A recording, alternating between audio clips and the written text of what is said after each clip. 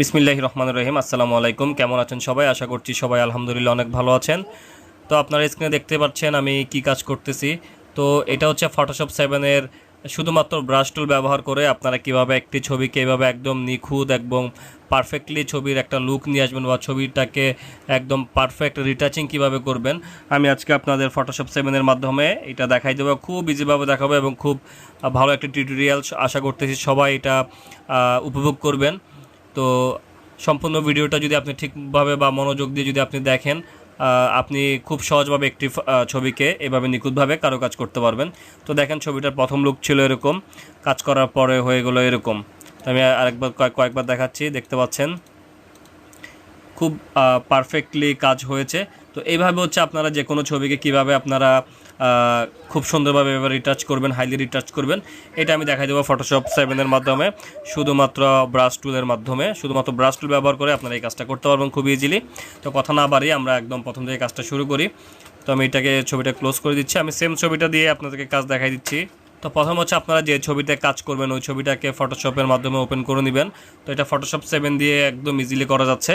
তো প্রথমে হচ্ছে আমরা যখন ছবিটাকে ওপেন করব, ওপেন করার পর আমরা লেয়ার প্যানেলে চলে যাব।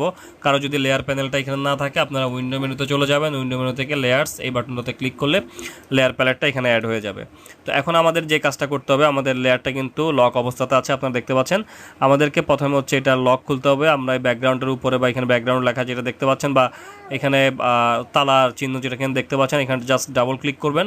তো ডাবল ক্লিক করার পরে এরকম একটা নোট আসবে, জাস্ট আপনারা এখান থেকে ওকে করে দিবেন। ওকে করে দিলে আমাদের এখান থেকে লকটা খুলে যাবে। তো আমরা এখন এই লেয়ারটাকে একটা কপি করে নিব।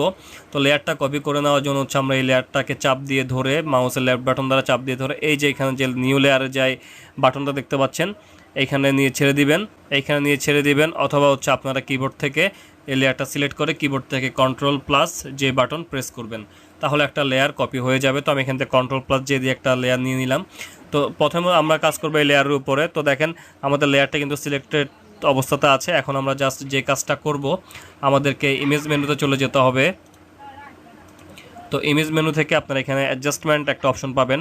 তো অ্যাডজাস্টমেন্টের থেকে আপনারা একদম এখানে চলে আসবেন, ইনভার্ট আসবেন, অথবা কিবোর্ড থেকে কন্ট্রোল প্লাস আই প্রেস করবেন। তো আমি আপনাদেরকে ম্যানুয়ালি দেখাচ্ছি। আমি জাস্ট এখানে ইনভার্টে ক্লিক করে দিলাম। তো ইনভার্টে ক্লিক করে দেওয়ার পর আমাদের ছবিটার লুক এরকম হবে। তো আমাদের এখান থেকে আরেকটা কাজ করতে হবে। লেয়ার প্যানেল থেকে দেখেন এই ছবিটা ইনভার্ট করার পরে হচ্ছে আপনারা লেয়ারে চলে আসবেন। আমার লেয়ারে যেখানে যে নর্মাল যেখানে লেখা আছে আপনারা জাস্ট এখানে ক্লিক করবেন। নর্মাল এখান থেকে নর্মাল করা আছে। তো নর্মাল থেকে আপনারা যেটা করবেন ভিভিড লাইট এটাতে ক্লিক করে দিবেন। তো এটাতে ক্লিক করে দেওয়ার পর ছবিটা আবার চেঞ্জ হবে। তো জাস্ট আমাদের লেয়ারের কাজ হয়ে গেছে। তো আমরা এখন ফিল্টারে যাব। তো ফিল্টার থেকে হচ্ছে আমরা একদম নিচে চলে আসবো আদার থেকে আমরা এখান থেকে হাই পাস সিলেক্ট করব। তো আমরা এখান থেকে হাই পাস সিলেক্ট করে দিলাম।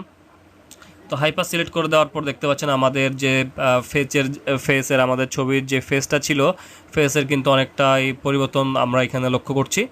তো ছবির রেজুলেশন অনুযায়ী এইখানে দেখতে পাচ্ছেন যে হাই পাসের যে আমরা ফিল্টারটা ইউজ করতেছি, এটার রেডিয়াসটা এখানে 18 দেওয়া আছে। আপনারা ছবির রেজুলেশন অনুযায়ী বাড়িয়ে বা কমিয়ে দেখবেন। দেখেন আমি যখন এটার রেডিয়াসটা কমাই দিব তখন হচ্ছে আমাদের মুখের দাগগুলো কিন্তু একদম অ্যাকুরেটলি দেখা যাবে। তো আমি যখন এটাকে বাড়াই দিব আপনারা কাজ করবেন পারফেক্টলি নিখুঁতভাবে মিলানোর জন্য এটা একটু বাড়িয়ে দিবেন। বাড়িয়ে দেখবেন যখন একদম দাগগুলো দেখা যাচ্ছে না বা পিম্পলগুলো যখন আপনাদের ফিল আপ হয়ে আসবে তখন হচ্ছে আপনারা এটাকে করে দিবেন, মানে এটাকে ওকে করে দিবেন। তো এখানে আমি দেখতে পাচ্ছেন রেডিয়াস 20 রাখতেছি এবং হচ্ছে আমাদের মোটামুটি আমাদের ফেসে যে দাগগুলো ছিল দাগগুলো কিন্তু এখন আর নাই।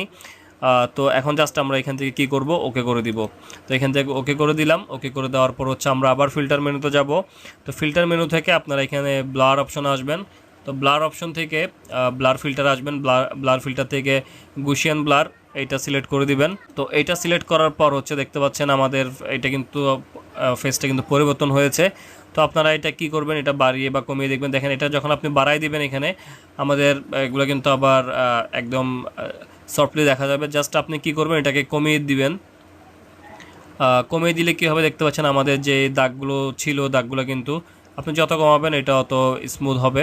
তো জাস্ট আমি এখান থেকে একটু হালকা বাড়াই দিচ্ছি। আপনি চাইলে এখান থেকে লিখেও দিতে পারেন। আমি এখান থেকে 1.2 করে দিলাম। এটা সিলেক্ট করে জাস্ট আপনি কিবোর্ড থেকে 1.2 লিখে দিলেও হবে। তো এটা দেওয়ার পর আপনারা এখান থেকে ওকে করে দিবেন। তো আমাদের মোটামুটি কাজ শেষ। এখন আমরা যে কাজটা করব, আবার লেয়ারে চলে আসব। তো লেয়ার হচ্ছে আমাদের এই লেয়ারটা সিলেক্ট থাকা অবস্থাতে আমরা কিবোর্ড থেকে অল্টার বাটন প্রেস করে, মানে হচ্ছে অল্ট বাটন প্রেস করে আমাদের যে মাস্ক যে ইয়েটা আছে, বাটনটা আছে লেয়ার প্যানেলে, তো আমরা মাস্ক বাটনে একটা ক্লিক করে দিব। তো ক্লিক করে দেওয়ার পর দেখতে পাচ্ছেন এখানে আমাদের দুইটা অপশন দেখা যাচ্ছে। তো আমরা যেটা করব, এই যে এখানে ব্ল্যাক লেয়ারটা সিলেক্ট রেখে, এই যে এখানে ব্ল্যাকটা সিলেক্ট রেখে, এবং দেখতে পাচ্ছেন আমাদের যে কালার, এখানে যে কালার দেখা যাচ্ছে কালার পিকার, এখানে দুইটা কালার দেখা যাচ্ছে, একটা হচ্ছে ব্ল্যাক, একটা হচ্ছে হোয়াইট। তো হোয়াইটটা আপনারা কী করবেন, উপরে রাখবেন। হোয়াইটটা নিচে থাকলে কিন্তু আমাদের কাজটা হবে না। আমাদেরকে অবশ্যই হচ্ছে ব্ল্যাকটা নিচে রাখবেন। ব্ল্যাকটা যদি উপরে থাকে তাহলে কিন্তু আমাদের কাজটা অ্যাকুরেট হবে না। অবশ্যই আমাদেরকে হোয়াইট কালারটাকে উপরে রাখতে হবে, অথবা আপনারা কিবোর্ড থেকে এক্স বাটন প্রেস করবেন। দেখতে পাচ্ছেন এক্স বাটন প্রেস করলে কিন্তু কালারটা চেঞ্জ হচ্ছে।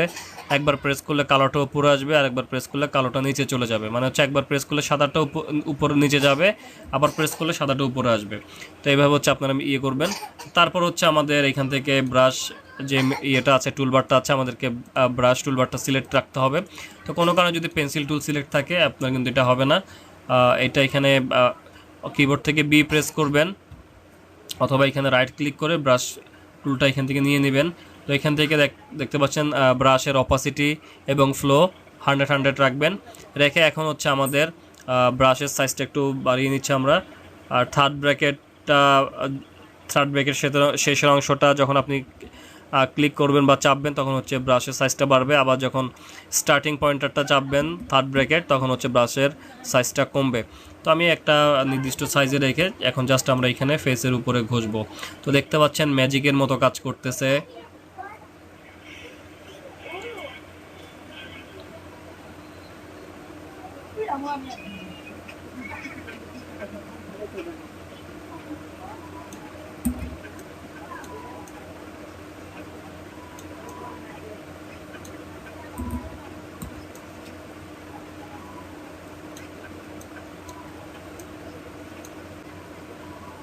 তো এখানে দেখতে পাচ্ছেন আমাদের একটা নাকের ভিতরে একটা লাল একটা চিহ্ন দেখা যাচ্ছে, বা সাইডে চিহ্ন দেখা যাচ্ছে। এখন আপনারা কি করবেন, এই চিহ্নটা যদি আপনারা রিমুভ করতে চান সেক্ষেত্রে হচ্ছে আমাদের ব্ল্যাক কালারটাকে উপরে নিয়ে আসতে হবে। উপরে নিয়ে এসে জাস্ট আবার একটু ব্রাশ করেন, দেখবেন যে কালো অংশ যেগুলো আছে, বাড়তি অংশগুলো কিন্তু এখান থেকে আপনারা অনায়াসে রিমুভ করে ফেলতে পারবেন।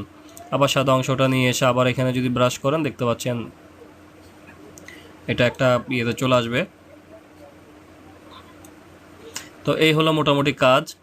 তো এইভাবে হচ্ছে আপনারা কাজটা একদম ইজিলি কাজটা করতে পারবেন। এখন দেখেন আমরা যদি পূর্বের ইমেজটা দেখি, দেখতে পাচ্ছেন পূর্বের যে ইমেজটা ছিল এটার অবস্থা, এবং এখন আমরা যে রিটাচিংটা করলাম এটার অবস্থা।